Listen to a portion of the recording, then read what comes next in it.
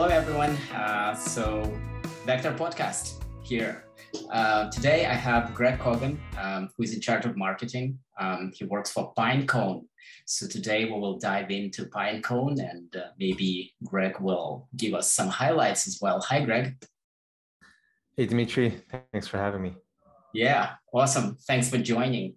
So I was thinking maybe you can introduce yourself to our audience, because actually, I personally was quite impressed that you're so technical, and even though you're in charge of marketing, your lingo is so technical. So do you have some technical background? Yeah, I actually have a degree in naval architecture. It's an engineering degree, and that was my career for 3 years.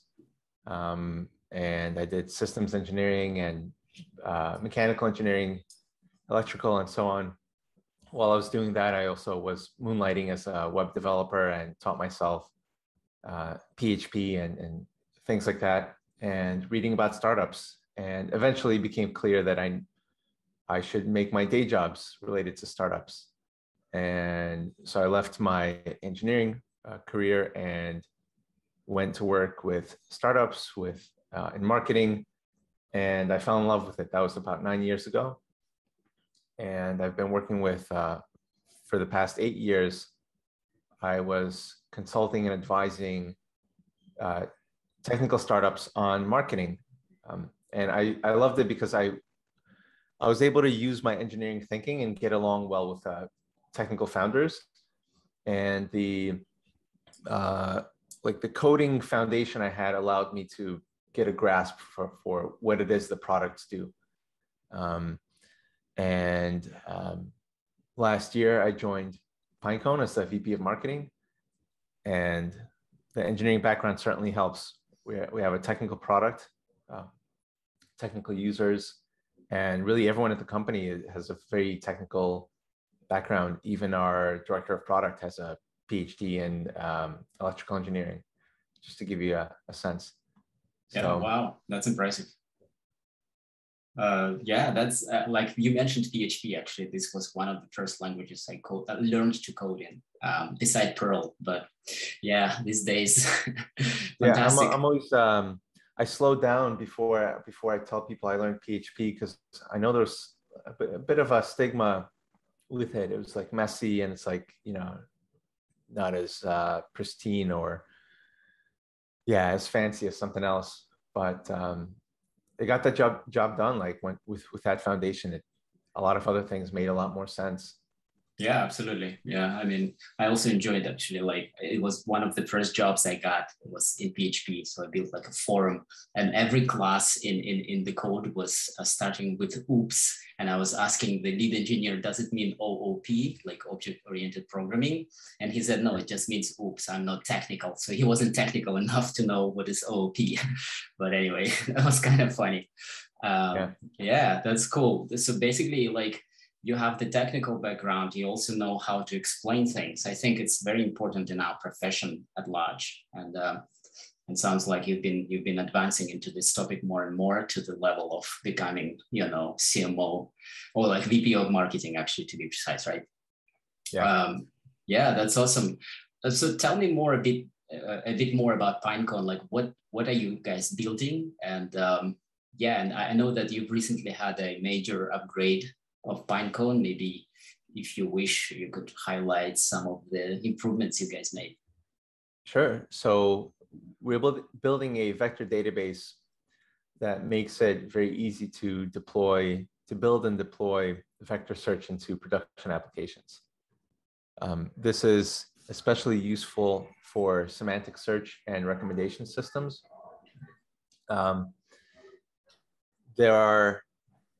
We saw, I should say, the founders saw that there's several ways of doing this to try and emulate the big companies like Facebook, Google, Microsoft, and Spotify.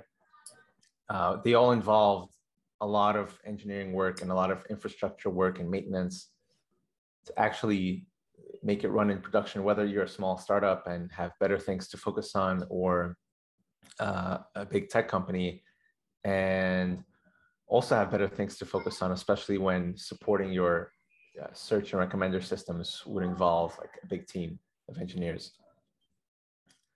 So we recently announced Pinecone 2.0, and that's a major release that gets us closer to helping companies deploy this in production. So one of the biggest things we've heard from users is that to get this in production, they need to emulate some of their traditional search features they had before that they're trying to replace. And that was specifically filtering. They wanted to have some control over the nearest neighbor search results that they were getting through Pinecone. Another thing was cost. Since typically vector search, nearest neighbor searches are done in memory, companies with millions and billions of items, which are the types of companies that benefit most from Pinecone, we're finding it prohibitively expensive to do vector search, not just on Pinecone, but anywhere.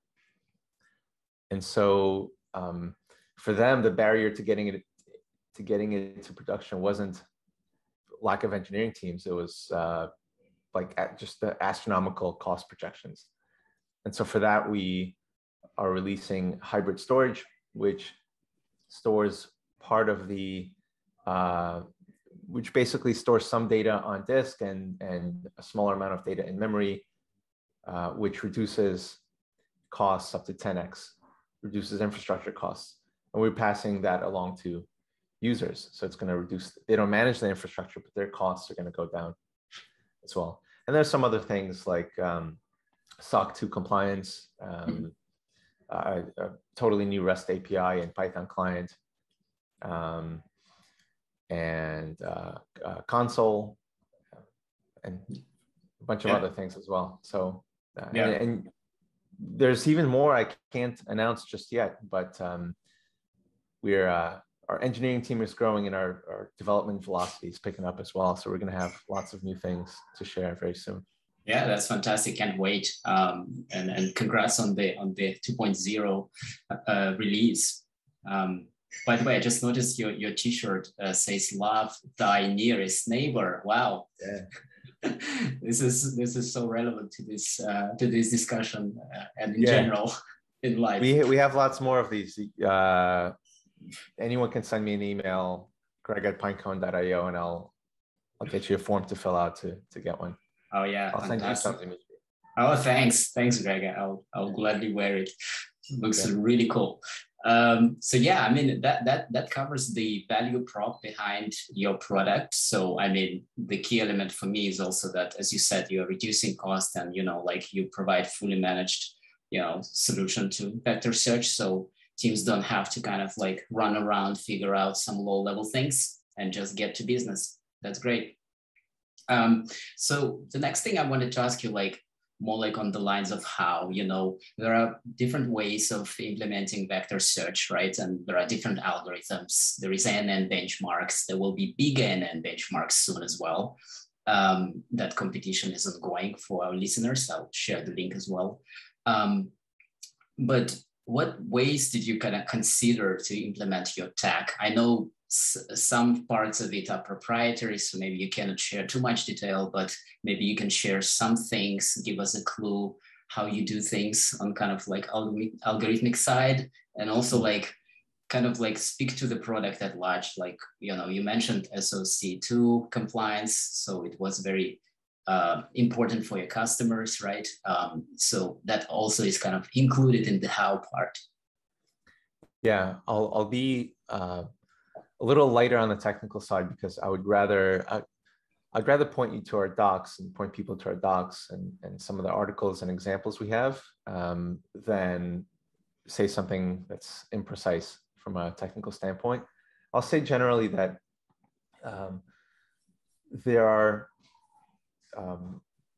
sort of 3 layers. We see 3 layers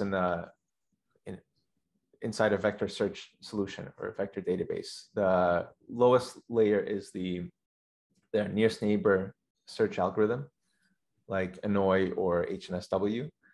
Then there's an index library, which contains those algorithms, and that's like face. And then there's a shell around that, which we're calling a vector database, that provides things like live index updates and CRUD operations on vectors and filtering and metadata storage and things like that. So for the index, Pinecone does use face for exact search. You can choose what sort of engine you're running, and a proprietary index for approximate search, which is obviously the bulk of use cases for us. And we thought a lot about performance comparisons, maybe even open sourcing that proprietary index so we can be included in ANN benchmark. While we were thinking about that, we learned from users that actually like eking out slightly lower latencies or slightly higher recall from the index was not really what they were after. That's not where they were stuck. They were stuck on downstream things like horizontal scaling and adding features to an index,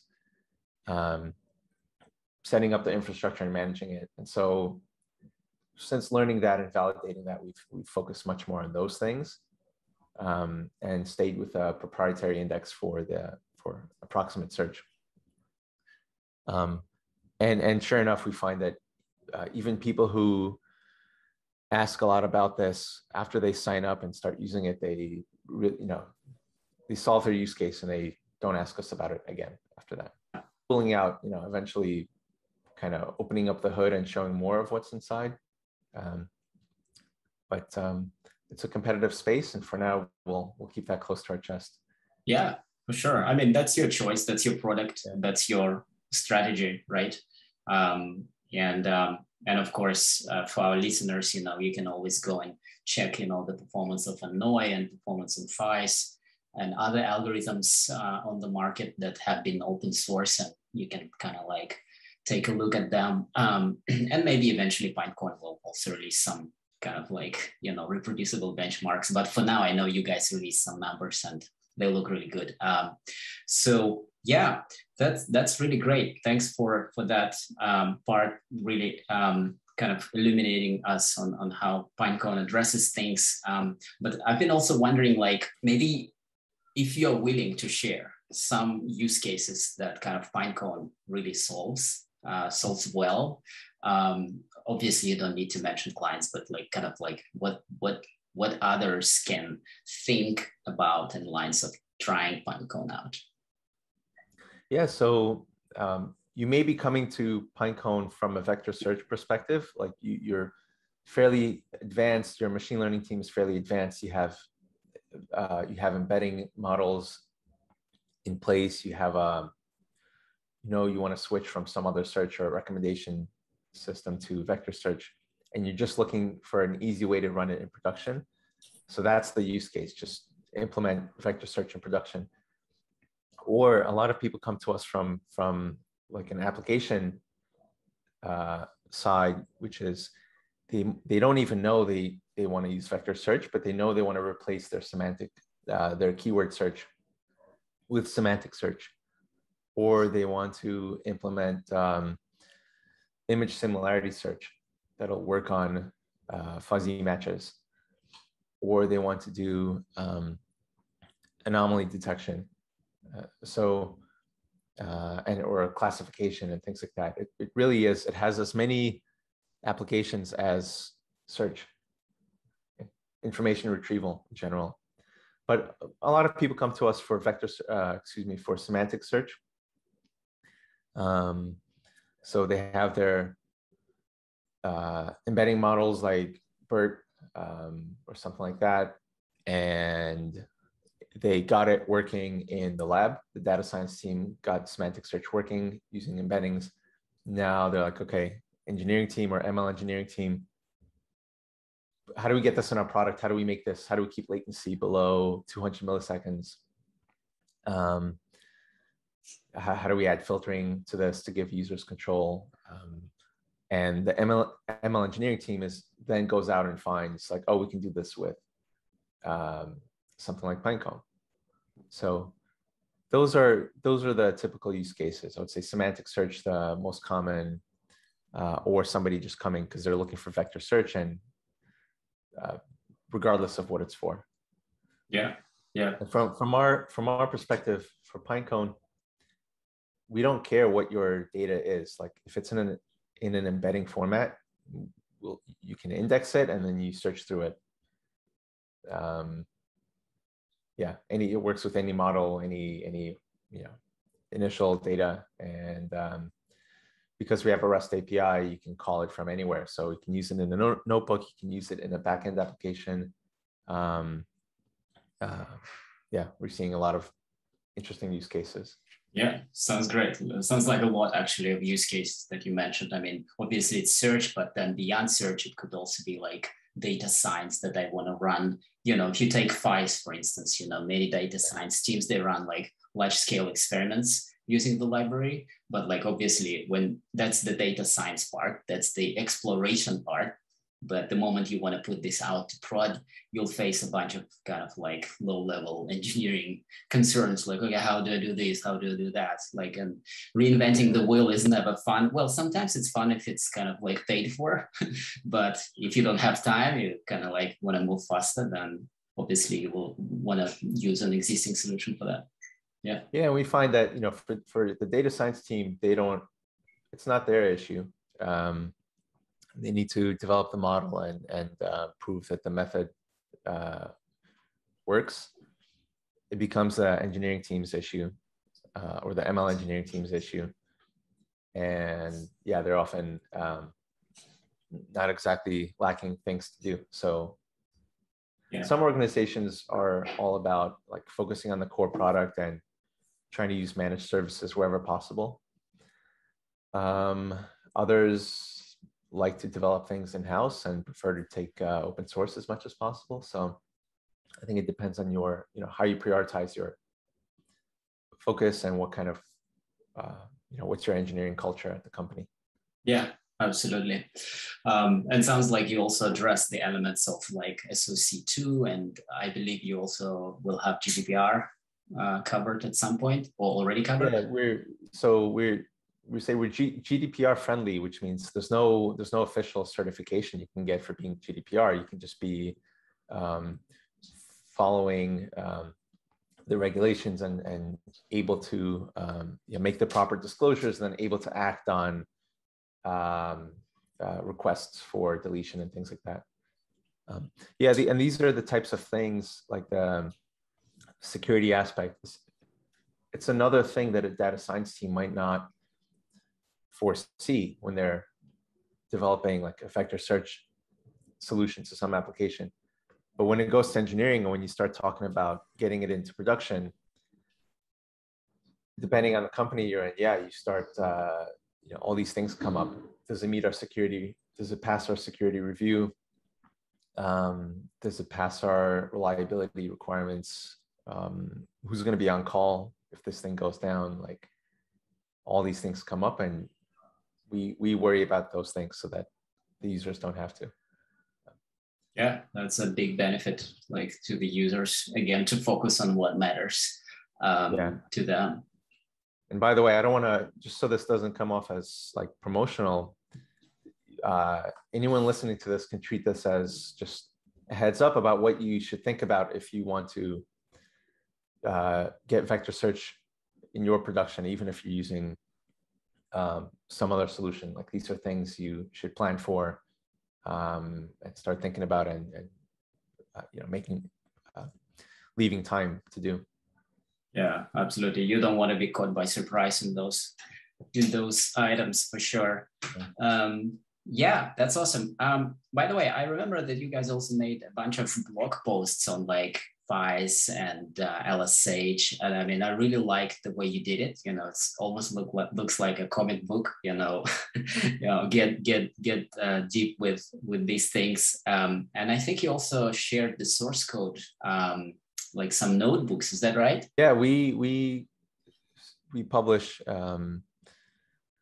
guides and articles on vector search, on FACE, on semantic search, different techniques and things like that. A lot of them are done by the very talented James Briggs. I should give him a shout out. We have a new one today about the composite indexes and index factory in Face. And we share code snippets, and we have example notebooks for all of them. And yeah, we're very happy to see people like them. Even people who are not familiar with vector search will see it, and it piques their interest because engineers like to see how things work and learn new things. And that's our goal. It's some of them have almost nothing to do with Pinecone, but we want more people to learn about vector search, to realize that they can use vector search to replace their, to improve their current applications. And if we succeed in that, I think it'll certainly help us, but really everyone in the space. Yeah, I mean, absolutely. Those blogs like are a gem, people are reading, citing, and kind of discussing on Slacks and things like that. So it's really cool. So thanks for doing that. And yeah, it sounds like you guys are also kind of willing to share your knowledge with the community, even like beyond kind of sheer, customer interaction and so on, right? So that's awesome.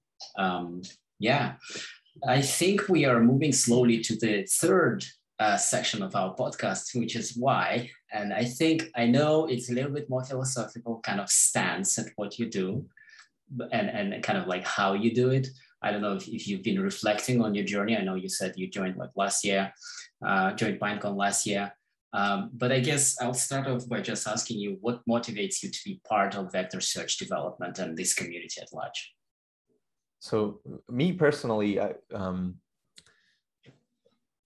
I've worked with 40 startups when I was consulting, over 40 startups. And when I met Ido, the founder of Pinecone, and learned about the product and about the space, I saw a familiar pattern which caught my attention. That familiar pattern was from 2015, 6 years ago now, almost 7, when I started working with, at the time, very small company called Domino Data Lab, which it's an MLOps platform. At the time, we called it a data science platform. It's used by over 20% of the Fortune 500 companies. At the time, it was a small team, and it was a product for data scientists, but nobody knew exactly what is a data scientist. Few people called themselves that, even if they were doing data science work. A lot of data science work was done on just people's laptops, and there's no, it was a very young area, let's say, not quite mature. There's no tooling for it and so on. And over time, over a few years, it became, of course, data science became a core function in many companies, just like engineering and marketing and customer support. And as that happened, having the right tooling for that function and kind of maturing the capabilities and making sure everything data science can run in production securely and reliably and things like that became more important. And of course, the companies that were solving those things were then growing with that demand. And so I wanted to be a part of that journey, that kind of journey again. And again, I saw in Pinecone, I saw a product that is pretty early in the space. We came up with a vector database concept, and we had to spend a lot of time explaining to people what that means. They weren't getting it. On the user side, we see many engineers doing ML engineering work who don't yet call themselves ML engineers. They're still titled as software engineers, or they might be data scientists, but they're now working on production applications. And also we see that companies are struggling as they want to take vector search out of the lab and into production applications. They're running up against the same challenges. Like the technology they had available wasn't quite built for that. for huge scale and for like secure and reliable environments. And yeah, that's exciting to be in an emerging category like that, and solve a real need and watch the need grow. Yeah, yeah. That's my personal, that's what motivates me, and that's why so I'm excited to be here. And if you want to go even on a more philosophical level, like I it's really rewarding to me to help grow the kinds of technologies that are powering our like software infrastructure, which everything in this world runs on today.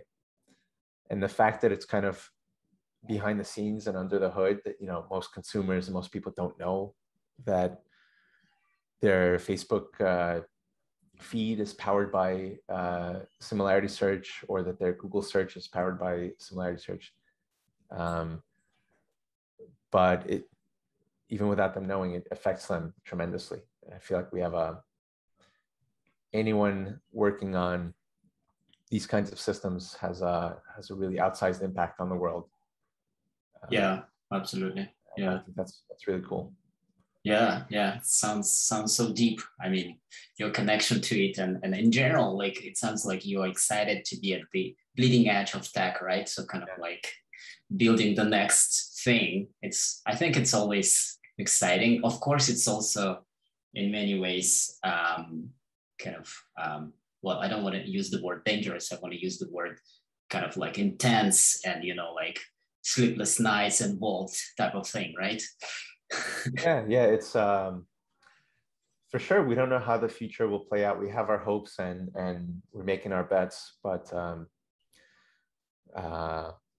it's exciting to try it, and it motivates us. Yeah, we're not looking for safety here. Yeah, absolutely. But on that front, like on the future, a little bit touching on the future of this market, even though it's emerging, and it's still unfolding in many ways, and there are so many players already. But I'm just thinking, like, what do you think? Kind of, what strategic items are missing on the market right now? When you think about not the data science part, I think that data science is developed quite well. We have a lot of competing, algorithms and frameworks.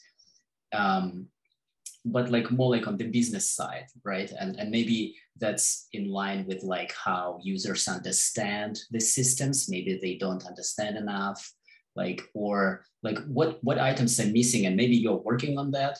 Maybe you're willing to share, maybe not, but maybe something along those lines that we can discuss. Yeah, I think you made the right point, which is for a certain audience,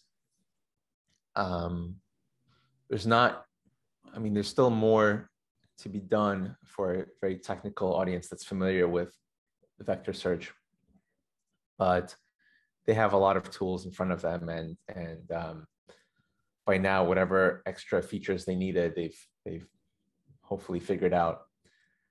It's everyone else who doesn't yet understand this and doesn't quite see how it applies to their applications, and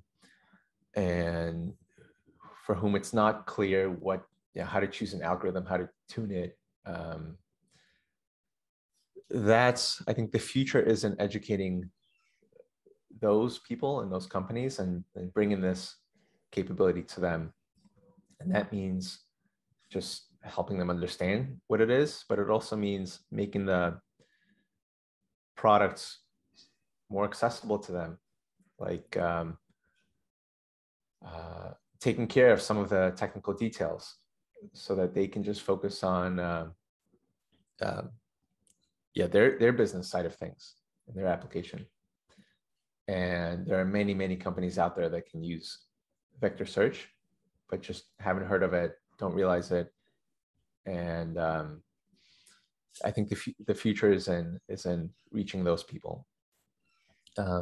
I think even looking beyond vector search and just vector embeddings in general, I think as more and more companies adopt machine learning and learn about NLP and continue hiring for data scientists and now machine learning engineers, which, by the way, are growing at a faster pace than data scientists. The number of people with machine learning engineer titles on LinkedIn grew by something like 16% in Q2 of this year. Wow. Which is when I last checked this. Whereas data scientists grew by, I don't remember exactly, but single digits. Mm-hmm. So, and obviously not all those ML engineers are working on vector search.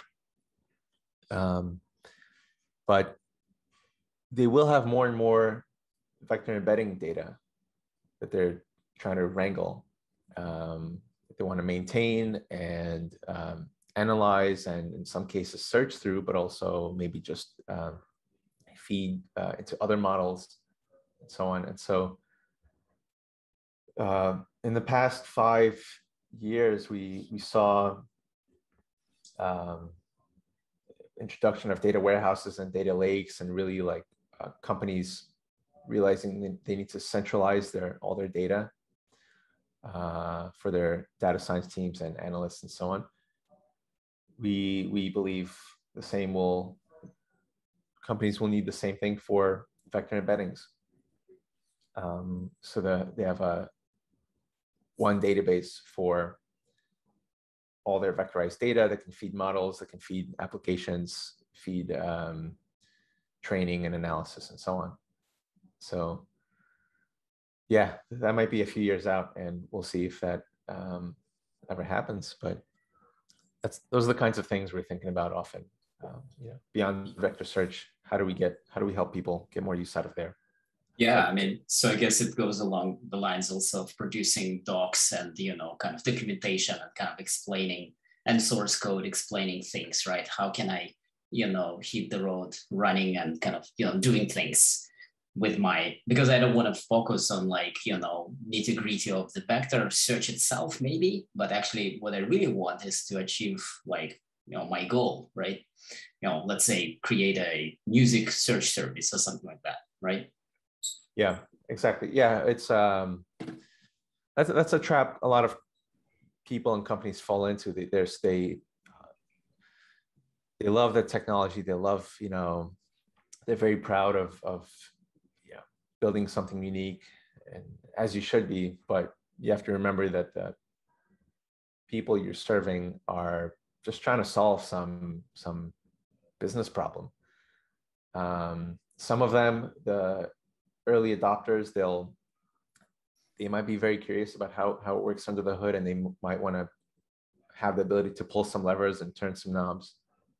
But the vast majority of people just want to implement machine learning into their applications, to create a smarter search function, to increase user engagement, things like that.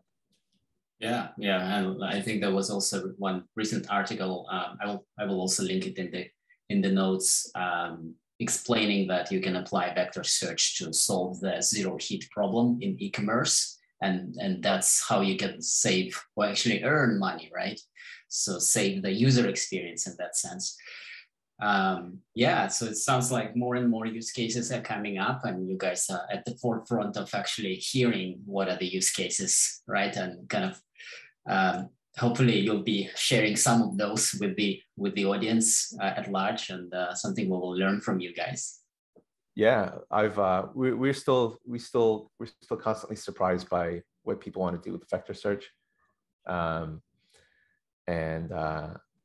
we want to make the product available to as many people as possible to see what they come up with. I will say though,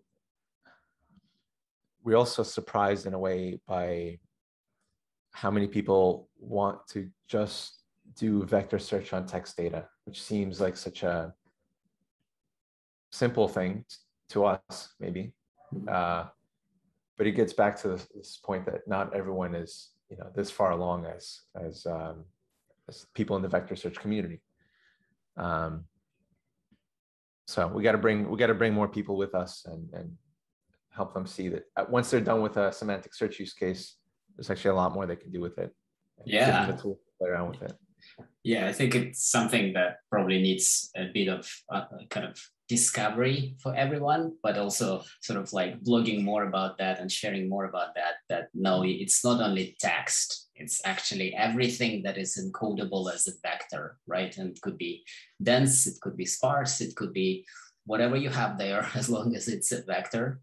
Then you can send it in, index and search, and then you need to also choose the metric function, right? We didn't talk about it, but I know you guys support like 3 major distances like Euclidean and dot product and cosine. Yeah, so I mean, these are like more or less the standards across many, you know, data science applications, but I'm sure there is somebody somewhere sitting in their garage inventing a new metric, and probably you will want to kind of provide a plugin architecture for such cases as well, right?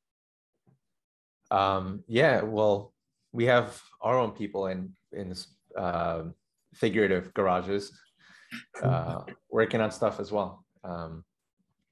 So, but also, you know, to go back to the previous thing, the vector database that surrounds the engine as well, which might just look like more traditional like database features rather than and simply applied to vector search rather than some breakthrough algorithms or things like that. Although, yeah, you know, the filtering that we introduced with Pinecone 2.0 is you know, doing single stage filtering on a vector index was let's say it took a lot of late nights in the garage.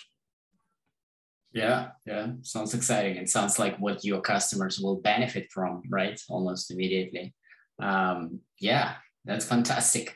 Yeah, I was thinking, like, do you want to add anything more on Pinecone? Or like, for instance, if somebody wants to try it out today, what's the process look like? Or should they just shoot you an email? Well, if they want to shoot me an email, they're welcome to do that. If they want a t-shirt, send me an email, greg@pinecone.io. But actually, we want to make it very easy for people to start and experiment with. And so you can go to pinecone.io/start and create a free account. And for small workloads, it's actually free to use.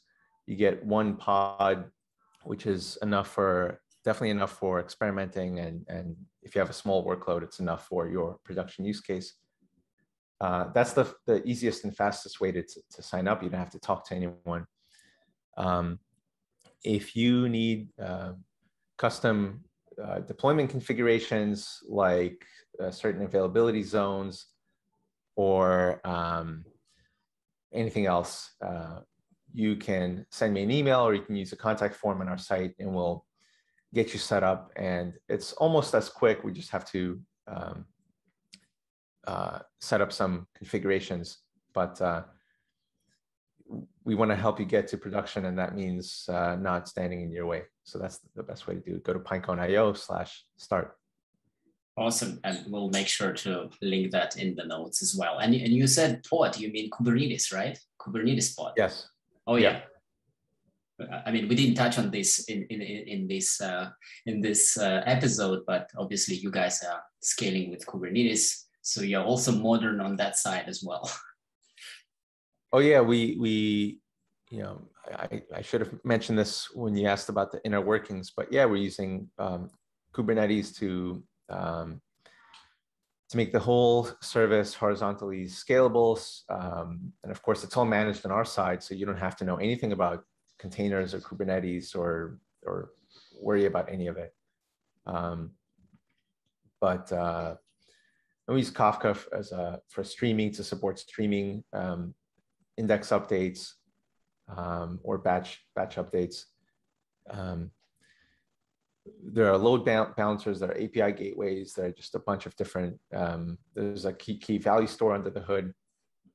If you want to see the architecture, you can go to our docs and learn a bit more about it. But again, you don't have to know anything about it. And that's the point.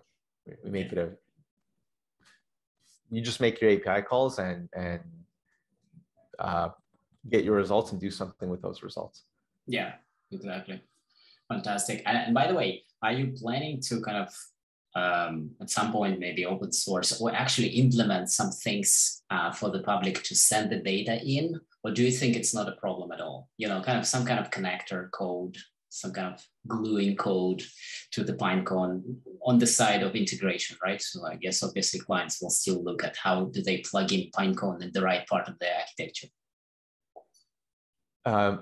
Yeah, we're thinking a lot about that. We're looking at what are the most common data sources, like what does typical usage look like, and what's the trickiest part for people. And we are thinking about how to make the trickiest parts easiest for as many people as possible. So can't say much more than that, but certainly we'll have some common use cases covered soon. Yeah, sure. I mean, that's so important. I mean, a lot of things like in machine learning, you know, that like 80% goes to data collection and cleaning. And then in the end, you plug in some model and, woohoo, I solved the task, right? And the same kind of goes to the trying databases or, you know, software, like, okay, how do I plug this in? And days go by and you are still figuring things out. So I think that's that's something to address. And I guess you guys are doing that, right? Yeah, we definitely, and also a lot of people, you know, we expect people to keep their data warehouse and their document store, you know, because we are your vector database. We're not your blob storage or document storage. So a lot of people use Pinecone alongside their data warehouse or some other database, and the easier and more seamless the connections are between the two, the easier it is to get vector search into production. So that's what we're thinking about. Yeah, sounds great. Thanks.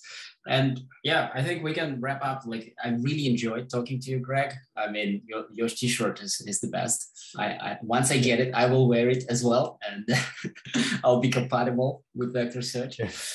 So thanks so much for your thoughts. I mean, this was super deep, and I mean, also you shared some of your personal kind of you know, attitude and aspirations in this area. It's still emerging, but I mean, it's great to see you guys at the forefront of it, and I hope to hear more. And just last question, where our listeners can follow you, or maybe like Twitter or LinkedIn, where are you kind of publicly available? So for Pinecone, we publish a lot of things on our website. So you can go to pinecone.io, and at the bottom you can subscribe for email updates, and you get, you know, all these face articles and things like that you heard about. You'll get them in your inbox. On Twitter, we're at pinecone_io. On LinkedIn, we also have a big following there. Me personally, I'm at Grigory_Kogan. Grigory is GRIGORIY_KOGAN. But a lot of things I post there are Pinecone related, because that's what I think about a lot these days. And I'll also add that big credit to you for also leading the way with doing a podcast like this.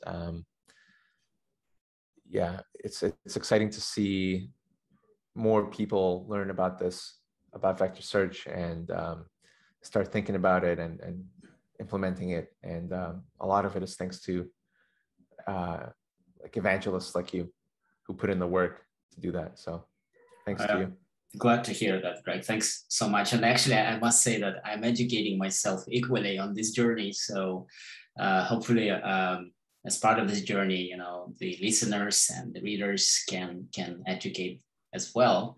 So yeah, in the end, you know, value increases by doing these things. So that's what drives me here. So thanks so much for joining this show.